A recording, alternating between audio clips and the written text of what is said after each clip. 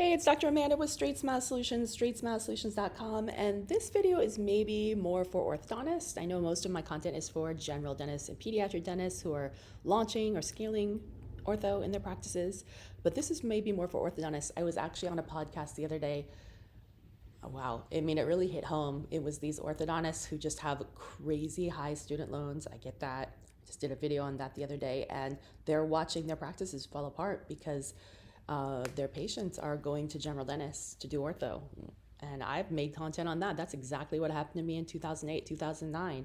It really stung. And maybe in other parts of the country, it's just slower to happen. So they're even admitting that it's pretty much impossible, even in small towns now, to find general dentists who aren't doing ortho. Everyone's doing some type of ortho. It might just be Invisalign. It might not be all the cases, which is what I've been telling you. You don't have to take all the cases. There's still space for an orthodontist.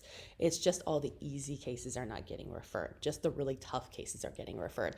And so they're talking about how they're changing their pay structure so that they're getting compensated, for those hard cases better.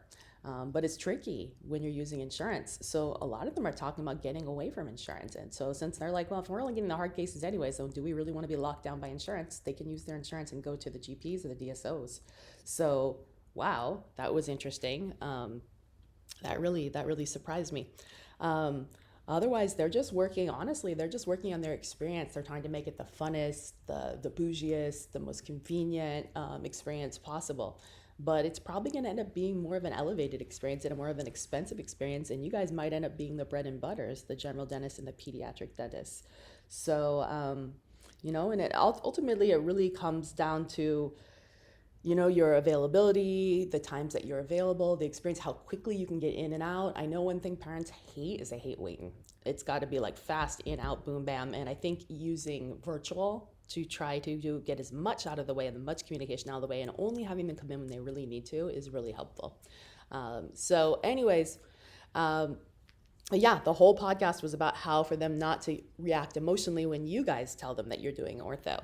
And, they said it's natural to react emotionally. And I always tell you guys, if you're going to start doing ortho and you are a higher referrer, to have that candid conversation with your orthodontist before you do it, because I've been on the back end where, I kind of found out, just kind of, figured it out. Like, where are they all going? Why am I not getting any more referrals from this doctor? And then I see them later and they're all getting their ortho down someplace else. And this is someone that used to refer to me. And you're thinking like, did I do something wrong? Like, does he not like my work? Does he not like me? It's better if you go tell a doctor, hey, look, I'm really interested in this. I realize that is your specialty. I'm not going to take all the cases. I'm still going to refer you the challenging cases or the ones I don't have time for. But I just wanted to let you know that I am.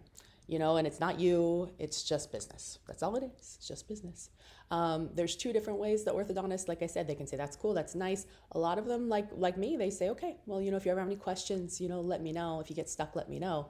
Obviously, if they're using you and not referring, that's a different story. But that's really how I started my consulting business, was helping the GPs around me do more ortho, even if it took my time, even if they're getting the money.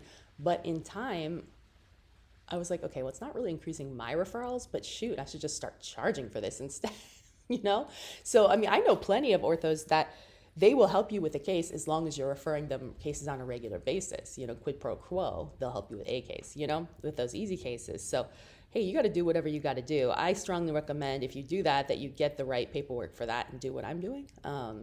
Because, there is some liability in that kind of messiness if you do not establish boundaries, especially if you're in the same town. So, all right, thanks so much. Hopefully that was helpful.